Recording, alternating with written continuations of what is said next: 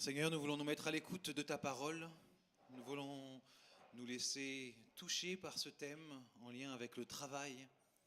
Nous voulons, Seigneur, te demander que tu ouvres nos cœurs, que tu viennes nous parler, que tu nous donnes le discernement nécessaire, encore une fois, et que nous avancions pour ta gloire. Amen.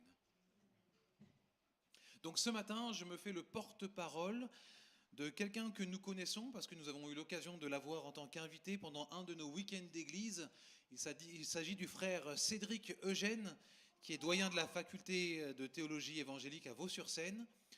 Il est professeur de Nouveau Testament et du coup, dans le cadre de ce partenariat avec le CEL, il nous propose cette prédication que je vais vous partager. Donc elle n'est pas de moi ici, mais on avait eu beaucoup de joie à recevoir ce frère parmi nous.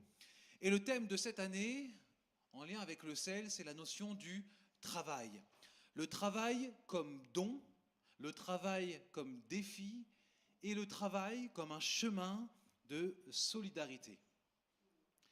Si je commençais par une question toute simple ce matin, qui serait « Comment s'est passée votre semaine ?» Pour beaucoup d'entre nous, la réponse toucherait de près ou de loin à la question du travail. Peut-être certains parleraient de l'urgence d'un dossier, d'autres de la fatigue accumulée, d'autres peut-être pourraient faire l'écho dans le cadre du travail d'une parole blessante, mais aussi peut-être de la joie discrète d'avoir pu aider un collègue, d'avoir écouté ou d'avoir accompli quelque chose que l'on considère comme bon dans le cadre de notre travail.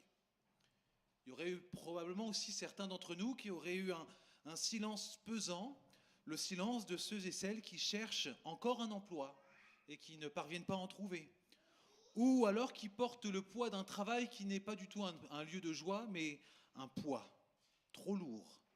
Peut-être que certains évoqueraient des craintes liées au fait que leur poste soit transformé avec l'évolution et la place que prend l'intelligence artificielle. Le travail dans notre vie n'est pas une parenthèse. Il est souvent le fil rouge de notre vie. Il rythme nos journées, façonne nos relations et en quelque sorte nous met face à nous-mêmes, face à nos limites, face à notre persévérance ou à notre non-persévérance, face à nos relations, bonnes ou distendues. Certains sont découragés et d'autres sont pleins d'espérance dans leur travail. Pour certains, il est source d'épanouissement et pour beaucoup d'autres, c'est une lutte quotidienne. Pour d'autres encore, son absence est une blessure profonde. Face à ces réalités si diverses, quel est l'écho de l'Écriture, la parole de Dieu ? La parole de Dieu sur le sujet n'a ni un discours naïf qui ignorerait la sueur et les larmes, ni une parole qui serait écrasante, mais plutôt une sagesse profonde et pleine d'espérance. Le travail est à l'origine un don de Dieu. Le travail est à l'origine un don de Dieu, mais dans un monde qui est marqué par le péché, il est devenu un défi de survie. Il peut néanmoins devenir un chemin de solidarité. Le travail comme don de Dieu. Revenons au commencement, avant le péché, avant la chute, avant la peur, avant la honte. Dieu plante un jardin luxuriant, un espace de vie, un espace d'harmonie, un espace de relation. Puis vous le savez, qu'est-ce que Dieu fait dans ce jardin ? Il y place l'être humain avec une seule mission. Est-ce que vous savez quelle est la mission que Dieu donne à l'homme ? Alors cultiver, prendre soin et donner nom aux animaux. Exactement. Cultiver, prendre soin, donner nom aux animaux. Et c'est ce que l'on retrouve dans Genèse chapitre 2, verset 15. Le Seigneur Dieu prit l'homme et le plaça dans le jardin pour le cultiver et le garder. Dès l'origine, dès la fondation du monde, dès les premières paroles que l'on retrouve dans la Bible, le travail apparaît ainsi comme une vocation que Dieu donne à l'homme et non pas comme une punition. Et pour beaucoup d'entre nous, le travail est une punition et non pas une vocation. Il ne naît, ce travail, ni de la faute, ni du mal. On voit que le travail était là avant même que Adam et Ève chutent. Le travail, la notion que l'homme travaille, est inscrite au cœur même du projet créateur de Dieu. Cultiver et garder le jardin signifie à la fois faire fructifier et protéger, développer et transformer sans surexploiter, sans détruire. Le travail est confié à l'homme comme un honneur, une responsabilité par laquelle Dieu remet sa création entre des mains humaines. Dieu aurait pu tout accomplir, faire en sorte que tout soit déjà à son état final et qu'il n'y ait plus de choses qui évoluent, plus d'arbres qui donnent de leurs fruits. Les fruits sont déjà là en abondance, assez pour 1 millier d'années. Mais non, Dieu a choisi non pas de créer un monde achevé et qui stagnerait, mais un monde appelé à s'épanouir, un monde appelé à se développer. Et Dieu, dans sa grâce, a choisi d'associer l'homme et la femme dans son œuvre créatrice, les invitant à devenir non pas les propriétaires de la terre, mais les collaborateurs. L'être humain ne crée pas à partir de rien comme Dieu l'a fait. Dieu a dit qu'il en soit ainsi et les choses furent ainsi à partir de rien. Mais l'homme, lui, c'est différent. Il transforme, il arrange, il ordonne ce qui existe déjà. L'homme est appelé à relever le potentiel de la création et veille à la préserver des forces de la destruction. Cette collaboration n'a pas vocation à être seulement matérielle, elle est aussi spirituelle. Le récit de la création et de la construction de la tente, de la rencontre, montre comment l'esprit qui inspire la foi se manifeste dans la prière ou dans la prophétie, mais se manifeste aussi dans la créativité, la précision du geste et l'intelligence du métier. Dans Exode, on le voit, chaque ouvrier, chaque artisan est rempli de l'Esprit de Dieu pour accomplir un travail particulier. Nos compétences, nos aptitudes, nos talents et nos passions ne sont pas de simples qualités individuelles, ce sont des dons reçus, confiés à notre responsabilité.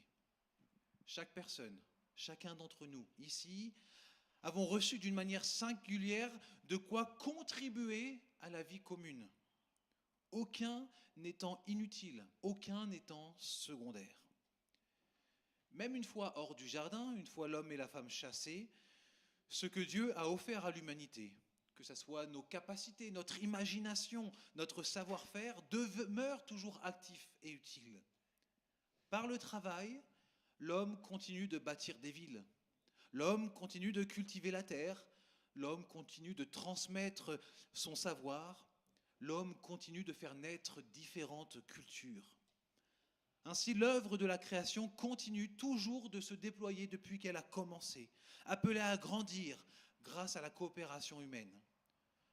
Le travail devient alors le lieu concret où l'homme répond à sa mission que Dieu lui a confiée dès l'origine, transformant le monde qui l'entoure, non pour le posséder, mais pour le faire vivre, pour l'habiter et pour le transmettre à la génération future. Pourtant, entre cette vocation initiale, première, et la réalité de ce que nous vivons aujourd'hui, il y a un écart qui est douloureux et qui tend parfois à se creuser de plus en plus. Le travail qui devait faire vivre, écoutez bien cela, le travail qui devait faire vivre devient parfois ce qui vient nous faire souffrir. Combien de fois, là je sors du message, en tant que pasteur, j'entends des frères et des sœurs qui souffrent dans leur travail, dans les relations, dans l'exigence de certains patrons, dans le manque d'exigence de certains employés, etc. Et qui viennent partager ici la souffrance réelle, l'angoisse même parfois que peut être le travail. Le travail comme défi de survie.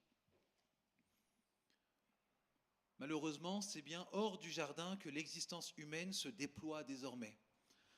Dans ce monde marqué par le péché, le travail, pourtant voulu par Dieu comme lieu de vie, est profondément marqué par la fragilité et l'injustice. Et un chapitre plus loin de ce que nous venons de lire, dans Genèse chapitre 3, verset 19, il est dit « C'est à la sueur de ton visage que tu mangeras ton pain. » À la sueur. C'est intéressant, il n'a pas été dit « L'homme est placé au centre du jardin pour prendre soin, pour faire fructifier, et c'est à la sueur de son front qu'il pourra manger son pain. » Non, c'est séparer les deux. Il y a d'abord le mandat qui est donné pour le travail, il y a la chute, et après la chute seulement, Dieu annonce, à partir de maintenant, c'est à la sueur de ton front que tu mangeras ton pain. Donc ce texte ici ne vient pas condamner le travail en lui-même. Le travail en lui-même n'est pas mauvais. Il révèle combien l'harmonie originelle a été brisée. Le travail n'est plus simplement source de vie, il devient souvent lutte, effort pénible, combat pour subsister. Là où il devait permettre à chacun de vivre dignement, il expose désormais à la peur du lendemain et à l'insécurité. Dans ce monde blessé, et je sais parce que nous accompagnons parfois des frères et des sœurs dans ce chemin, le travail est parfois difficile à trouver. Beaucoup en cherchent sans en trouver. Beaucoup ont des qualifications mais ne trouvent pas de travail. Certains n'ont pas de qualifications mais veulent travailler mais ne trouvent pas de travail. Or, l'absence de travail demeure l'une des premières causes de pauvreté. Elle ne prive pas seulement de revenus, mais elle prive aussi d'une certaine reconnaissance, de place dans la société. Lorsque je parlais avec des frères qui étaient en recherche de travail depuis un moment, ils étaient là avec ce sentiment, mais je me sens non utile pour la société qui m'entoure. Lorsque le travail disparaît, c'est souvent tout l'équilibre de la vie qui vacille. L'exclusion économique devient alors une exclusion sociale, puis parfois une exclusion intérieure. On se dévalorise personnellement et l'espérance, même l'espérance de la foi parfois, vient s'effriter par le simple fait que nous avons du mal à trouver du travail. Mais la pauvreté ne naît pas seulement de l'absence du travail. Elle peut aussi être produite par le travail lui-même. C'est un paradoxe. Nous voulons travailler afin de lutter face à la pauvreté, mais parfois certains types de travail peuvent nous emmener encore plus dans la précarité.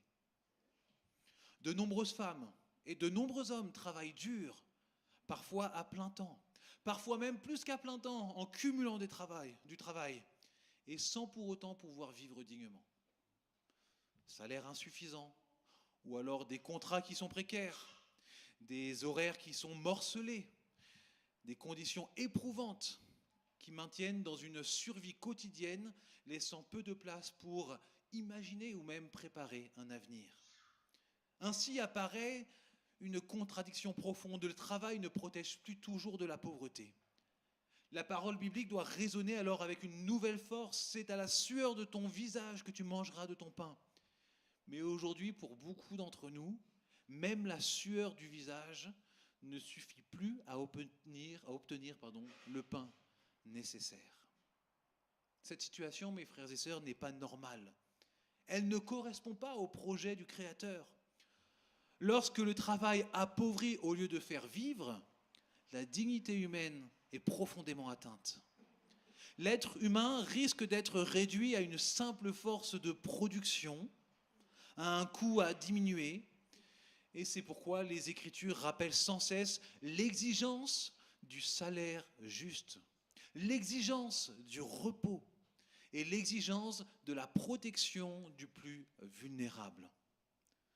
Ésaïe chapitre 58 nous dit que Dieu se fiche totalement de nos jeûnes de nourriture. Le jeûne qui l'intéresse vraiment, c'est que l'on fasse justice, que l'on traite dignement celui qui travaille et que l'on lui donne le repos nécessaire. Lorsque le travail fait souffrir, ce n'est pas la volonté de Dieu qui s'accomplit, mais c'est le signe que le monde va profondément mal et qu'il est profondément déséquilibré. Et c'est là, dans cette condition, que finalement le travail peut devenir un chemin de solidarité. Le travail peut néanmoins devenir un véritable chemin de solidarité. Cette dimension apparaît clairement dans l'exhortation de l'apôtre Paul, et d'ailleurs c'est une exhortation qu'on a étudiée un peu plus en profondeur en étude biblique avec notre frère Bernard. Dans Éphésiens chapitre 4, verset 28, il est écrit, écoutez bien, c'est vraiment très intéressant, que le voleur ne vole plus, qu'il se donne plutôt de la peine à travailler honnêtement de ses propres mains pour avoir de quoi donner à celui qui est dans le besoin. Vous voyez, c'est assez intéressant de voir le paradoxe qui est fait et le changement de paradigme aussi que nous propose l'apôtre Paul. Il dit ici que le voleur cesse de dérober et qu'il se mette à travailler d'une manière juste. On aurait pu s'attendre à ce que l'apôtre Paul puisse dire « comme ça, il subviendra à ses propres besoins ». Mais en fait, l'apôtre Paul nous montre quelque chose de plus glorieux ici, et qui doit nous rejoindre aussi sur la manière dont nous travaillons et dont nous gérons aussi le fruit de notre travail, nos finances notamment, ou les fruits en nature que l'on peut avoir dans ce travail. C'est-à-dire que le travail pour l'apôtre Paul n'est plus simplement pour subvenir à mes propres besoins, mais dans la perspective du royaume de Dieu, doit être vu comme un moyen de bénir les autres. C'est-à-dire que je ne cherche plus simplement un travail pour moi-même, alors que je volais pour moi-même. Maintenant, je veux travailler à la fois pour moi-même, mais surtout pour pouvoir bénir ceux qui, comme moi avant peut-être, étaient contraints de voler, comme moi peut-être avant, étaient contraints de se trouver dans une situation de précarité. Le travail est ici présenté comme un chemin de conversion. Il détourne de la prédation personnelle et ouvre à la notion de don. Il ne sert pas seulement à posséder, mais il est utile pour partager, transformant ainsi l'effort personnel en ressources pour les autres. Or, il y a tant de bonheur dans le fait de donner. Je ne sais pas si vous avez déjà expérimenté cette réalité. Le fait de donner réellement pour secourir, pour aider, pour encourager quelqu'un, sans rien attendre en retour. Il y a vraiment quelque chose de gratifiant dans notre cœur ici, de ce qui se fait ici. Et c'est à cela que l'apôtre Paul nous encourage. Travaillez, obtenez assez pour votre propre vie et n'hésitez pas à donner. Et là, l'apôtre Paul ne dit pas donner à l'église. Hein. Non, il dit aux autres, à ceux qui ont besoin. Évidemment, l'histoire de notre église nous montre aussi qu'il faut le faire avec sagesse. Mais les mauvaises expériences ne doivent pas nous empêcher pour autant de faire le bien. Le fruit du travail n'est pas destiné à être accumulé, mais il est appelé à circuler, afin que chacun puisse recevoir ce dont il a besoin pour vivre. Et c'est là un impératif dans l'Église. Dans l'Église, il est très clairement dit dans la parole de Dieu que nous devons prendre soin les uns les autres et donc du coup faire en sorte que celui qui a le moins parmi nous et qui est dans une situation de difficulté puisse être au bénéfice aussi de la générosité collective. Une générosité qui passe évidemment par des dons financiers, mais pas seulement. Parce que le but, ce n'est pas seulement d'assister les gens, c'est aussi de les accompagner justement sur le chemin du travail, etc. etc. Mais c'est une réalité qui sort de l'église locale. Nous sommes appelés à vivre cela, pas seulement à l'église, mais aussi en dehors. Les réalités du royaume débordent en dehors de nos lieux. Par son travail, chacun a l'occasion de contribuer au bien commun. Travailler ne consiste pas seulement à assurer sa subsistance personnelle, mais participer à la vie collective et à répondre aux besoins de la société. Par son activité, chacun a l'occasion de participer à une œuvre qui le dépasse. Le travail peut alors devenir un lieu de partage et de justice. En produisant des richesses destinées à circuler, il rend possible un revenu digne, la lutte contre la pauvreté et la réduction des inégalités. Lorsqu'il est vécu dans cette logique, le travail ne cherche pas une accumulation égoïste, mais la responsabilité envers ceux qui manquent du nécessaire. La solidarité s'exprime dans la recherche de conditions de travail justes et dans la reconnaissance de la valeur de chaque métier. Mais lorsque nous n'en avons pas conscience, même lorsque nous n'en avons pas conscience, notre travail est toujours relié à celui des autres. Le pain que nous avons mangé hier soir, les soins que nous avons reçus lorsque nous sommes allés à l'hôpital, le savoir transmis, la sécurité quotidienne sont le fruit d'une multitude de gestes souvent invisibles. Le travail révèle ainsi notre profonde interdépendance. Nous avons besoin du travail des autres. J'ai besoin de votre travail, vous avez besoin de mon travail, nous avons besoin du travail collectif. Le travail révèle ainsi notre profonde interdépendance. Nul ne vit par lui-même, nul ne travaille pour lui seul. C'est pourquoi aucun métier n'est insignifiant. Les tâches les plus modestes, les plus discrètes ou les moins reconnues participent pleinement à la vie commune. Il n'y a rien qu'à voir quand il y a eu la grève des éboueurs. Un métier qui malheureusement souvent est déconsidéré. Mais quand il y a la grève, tout le monde les considère. Parce qu'on voit justement l'impact que leur travail, l'investissement qu'ils ont pour la société a pour le bien commun. Il n'y a pas de petit travail à partir du moment où ce sont des métiers qui sont faits de manière juste devant Dieu. Aux yeux de Dieu, la valeur du travail ne se mesure ni au prestige ni au revenu, mais au service rendu.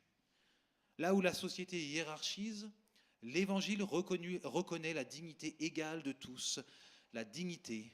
L'Évangile la reconnaît aussi à celles et ceux qui cherchent un emploi sans en trouver. Votre valeur ne dépend ni d'un contrat ni d'un statut professionnel. Vous n'êtes pas inutile parce que vous êtes privé de travail. Vous demeurez pleinement des femmes et des hommes créés à l'image de Dieu, porteurs d'une dignité que rien, ni le chômage, ni l'attente, ni l'échec dans le travail ne peut effacer. Aux yeux de Dieu, même dans ce temps, vous n'êtes ni invisible, ni oublié. La dignité de l'Évangile, l'Évangile la reconnaît aussi à celles et ceux qui travaillent honnêtement sans pouvoir vivre sereinement. À celles et ceux dont le salaire ne suffit pas, dont les journées sont longues et les nuits sont courtes, inquiètes, dont le travail use aujourd'hui plus qu'il ne les sécurise, et qui pourtant, de leur peu, trouvent malgré tout à donner à ceux dont le manque est plus grand encore. Dieu voit que votre fatigue n'est pas un manque de courage, que votre précarité n'est pas une faute personnelle. Si le travail ne permet plus de vivre dignement, c'est le signe d'un monde profondément marqué par l'injustice. Dieu voit les efforts cachés, Dieu voit la persévérance silencieuse, Dieu voit les sacrifices consentis pour vivre et pour faire vivre une famille. Il connaît la lassitude de celles et ceux qui donnent beaucoup sans recevoir assez. Rien de ce travail honnête, même fragile, même épuisant, n'est perdu devant les yeux de notre Seigneur. Et c'est précisément là que le travail devient un chemin de solidarité. Non une solidarité qui va venir juger ou qui va venir classer les personnes, mais une solidarité qui reconnaît que nous dépendons les uns des autres. Une solidarité qui refuse que certains portent seuls le poids du manque, le poids de la peur et le poids de l'épuisement. Une solidarité qui ne commence pas par la question « qu'as-tu produit ?», mais par celle-ci « de quoi as-tu besoin pour vivre ?» Dans la logique du royaume de Dieu, la dignité précède toujours la performance. La dignité précède la performance. La personne compte avant le rendement qu'elle est en capacité de produire. Et lorsque le travail manque, ou lorsque le travail fait souffrir, la communauté chrétienne est appelée à devenir un lieu de soutien, de reconnaissance et d'espérance. Aujourd'hui encore, Dieu agit dans le monde à travers le travail des hommes et des femmes. Il nourrit, il soigne, il éduque, il protège, il relève à travers celles et ceux qui œuvrent chaque jour. Son œuvre ne s'est pas arrêtée au matin de la création. Elle se poursuit silencieusement par les mains, l'intelligence, par la solidarité des femmes et des hommes. Ainsi même, dans un monde marqué par le péché, le travail peut devenir un lieu de fraternité. Non parce qu'il serait parfait, mais parce qu'il peut ouvrir au partage, à la justice et aux soins mutuels. Là où le travail divise, la solidarité peut rassembler. Là où l'économie a tendance à exclure ceux qui sont dans le manque, l'amour du prochain permet de recréer le lien. Et c'est ainsi que discrètement, le royaume de Dieu peut continuer d'avancer au cœur de notre vie quotidienne. Dit comme cela, ça peut ressembler à un programme politique. Mais en réalité, ce dont il est question ici, ce n'est pas de politique ou quoi que ce soit, c'est d'avoir un cœur qui est renouvelé et qui observe et qui revoit son travail, non plus simplement pour soi-même, mais comme une perspective de bénédiction pour ceux qui les entourent, un moyen de témoigner de qui est Jésus-Christ. En conclusion, voici ce que nous propose notre frère. Chers amis, le travail traverse toute notre existence. Il peut être source de joie comme de fatigue, d'accomplissement comme d'épreuve.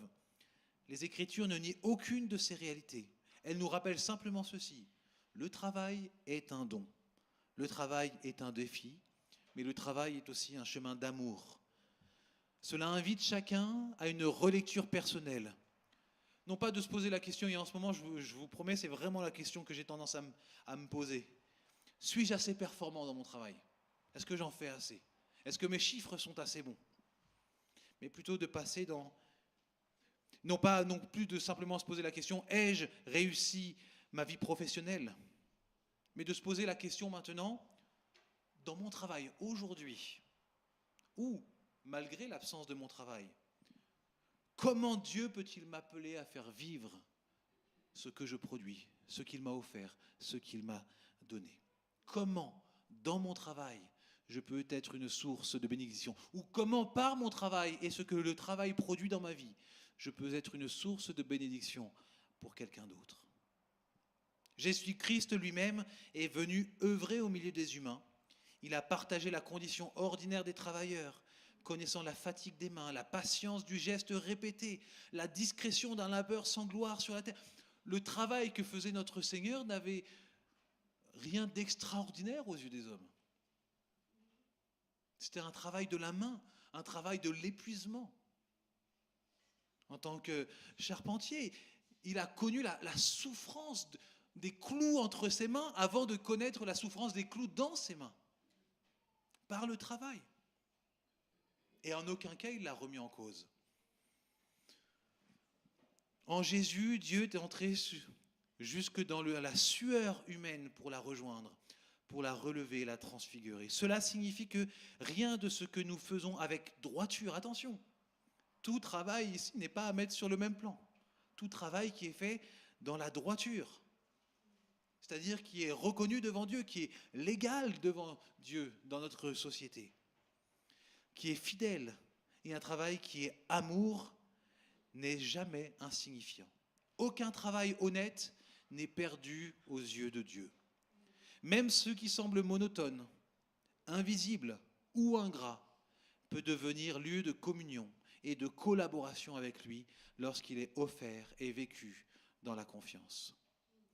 Que chacun entende cet appel.